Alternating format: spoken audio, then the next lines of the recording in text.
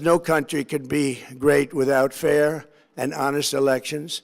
You have to trust your country, because if there can be no trust, there can be no greatness. And that's very simple. No trust, no greatness. For many years, I've called for bold, swift, and decisive action to protect the integrity of America's elections. Every American deserves to know that when they cast their vote, that vote will be counted accurately in a system, and that is to make that system secure, one where cheating and interference are not just difficult, but virtually impossible. Unfortunately, the system we have today falls catastrophically short of that standard. Tonight, I'm announcing the immediate declassification and release of critical intelligence revealing shocking vulnerabilities in our election infrastructure. This evidence shows that the election system we have dangerously exposes, and really exposes like levels never thought possible, to hacking, exploitation, and foreign interference. Just as disturbingly, this vital information has for many years been covered up and hidden from you, the American people, our beautiful, our great American people. But that all changes right now. The documents we will release starting tonight have been gathered by the White House Government Transparency Task Force, a great group of people, along with the staff of the President's Intelligence Advisory Board, supported by our top intelligence agency chiefs, who have all personally reviewed the findings. We are presenting this evening and fully confirmed their authenticity. You can see these documents for yourself at whitehouse.gov. That's whitehouse.gov. Go check it out. Our purpose in disclosing this information is not to weaken confidence in election, but to earn that confidence by confronting vulnerabilities and correcting them very, very quickly. And that's what we're doing. The documents cover 5 major areas of concern. First, they show that over a period of years, starting during the 2020 election cycle, the People's Republic of China carried out what is believed to be the largest compromise of election data in history, resulting in China's illicit acquisition of 220 million U.S. voter files. That information includes names, addresses, phone numbers, political party preferences, and other sensitive data that would be needed to register to vote and engage in other nefarious activities, which is exactly what was happening.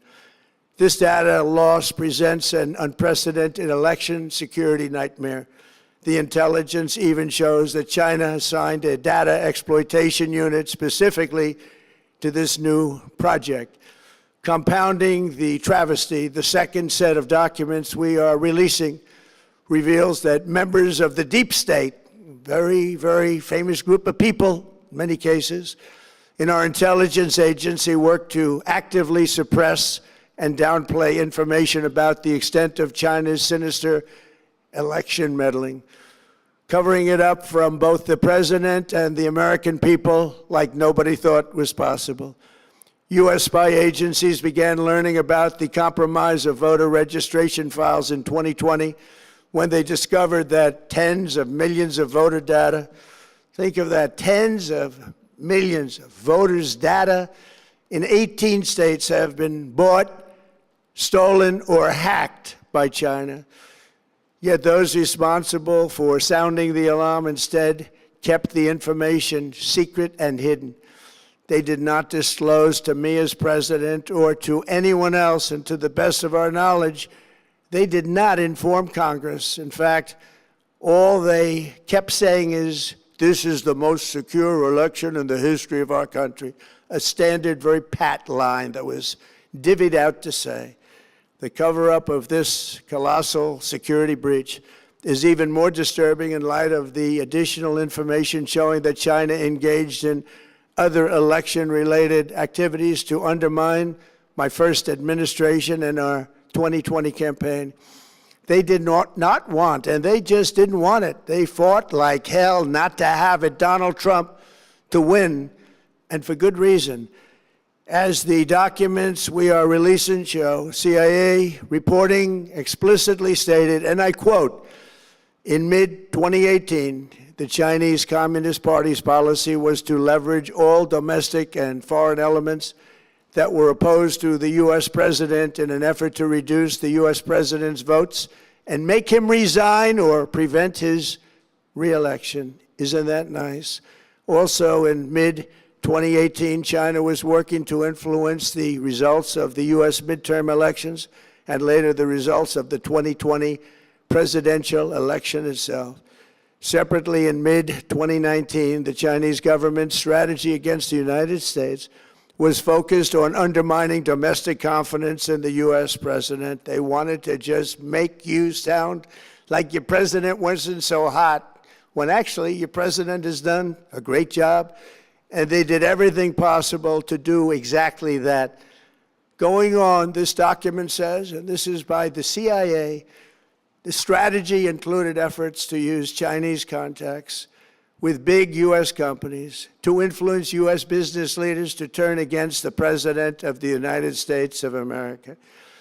The Chinese government sought to identify U.S. journalists who had reported negatively on the U.S. president and pay them large sums of money to write more negative articles about him, as many as they could, and they didn't care what they said.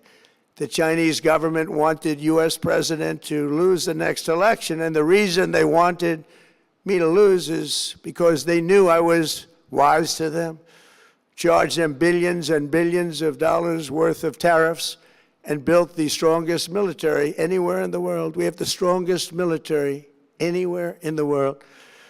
These are exact quotes from the CIA reporting.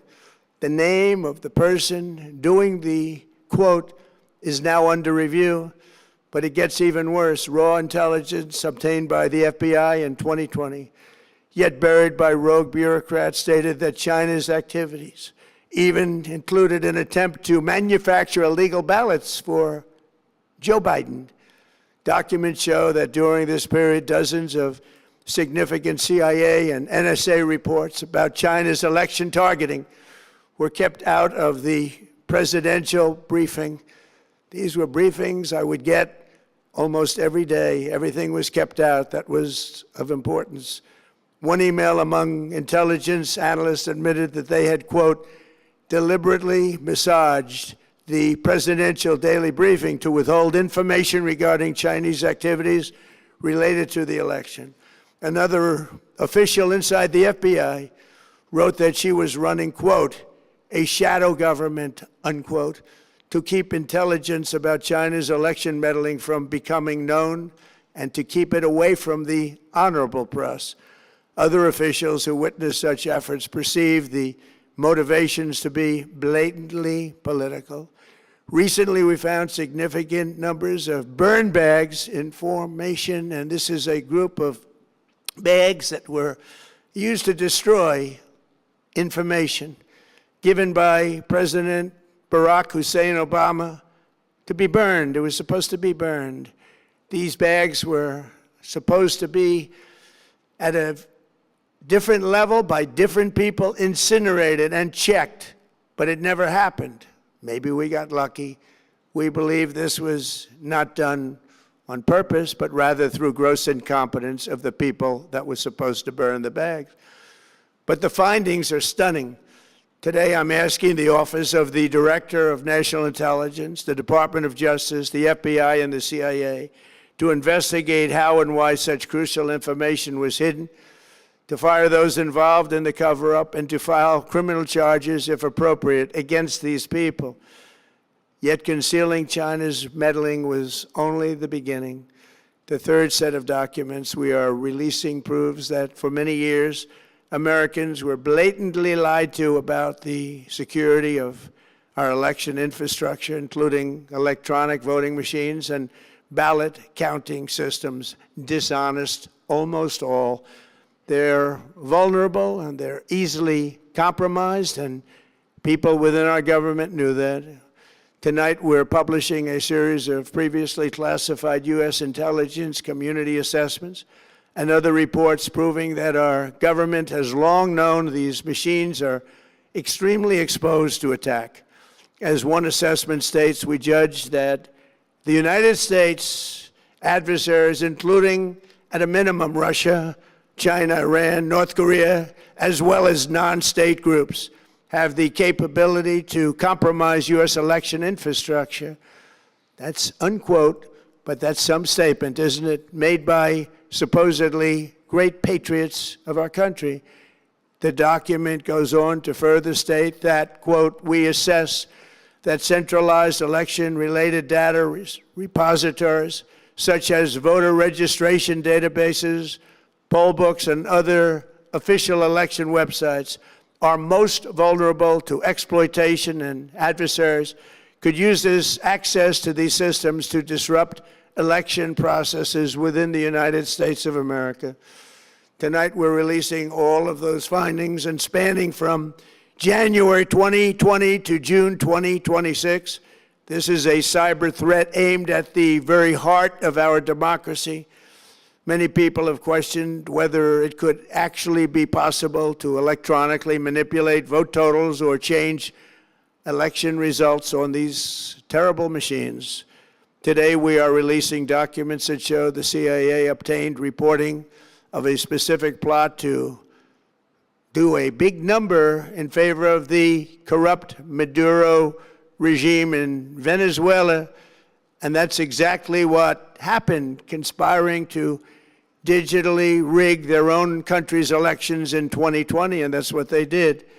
This reporting included precise details about methods to regime develop to digitally alter vote totals in ways that could not be detected even with an audit, no matter how deep they went. This intelligence underscores why we must take urgent action to ensure that our own system can never, ever be hacked or compromised like it was in the past. The fourth set of documents reveals that even when significant evidence of fraud has been detected, it has been buried and covered up. Among the disclosures tonight are FBI files detailing evidence of alleged fraud by a large-scale voter registration operation in Michigan. In 2020, Michigan State Police raided a Democrat Get Out the Vote organization, corrupt group in Muskegon. And we're so concerned by what they found. They were just so concerned, they couldn't believe it, actually, that they contacted the FBI in Detroit. The documents state that some canvassers admitted to FBI agents that they signed voter registration forms in other people's names, submitted fraudulent registration for people who did not exist, and received gift cards tied to their number of applications that they produced. In other words, it was pay, play, and cheat. The FBI agents working on the case believe that crimes were committed, yet the Biden Department of Justice slow-walked the investigation and killed it. Tonight, I'm asking the FBI director to ensure that the matter is fully investigated and to work with the Department of Justice to prosecute those responsible for any crimes. Finally, to reveal just how vulnerable our elections continue to be, we are releasing the results of a stunning investigation by the Department of Homeland Security. According to the DHS review of state voter rolls and public records, they identified approximately 278,000 non-citizens who are registered to vote in federal elections. Since Democrat states refuse to share their voter files, the real number is actually much higher than that. Yet, even this limited analysis found more than 250,000 foreigners illegally registered to vote. Put together, these disclosures reveal an election system so broken and so vulnerable that no one can possibly defend it. It is not defensible. Hundreds of millions of U.S. voter files are in the hands of foreign governments. Our machines and ballot counting systems are exposed to hacking and manipulation and corruption. China and other countries have been trying to meddle in our elections. Evidence of fraud has been buried. Hundreds of thousands of non-citizens and dead people are listed and active on the voter rolls, and yet we still have elections with no voter ID, no proof of citizenship, and tens of millions of ballots floating aimlessly through the mail. As one example of the insanity, California's recent election for mayor of LA and governor was held on June 2nd, a long time ago, but it was just completed a few days ago on July 10th. Think of that, much more than 1 month. Took a month to count the votes. I wonder what they were doing. This is worse than any third world country. There's no third world country that has elections like we have.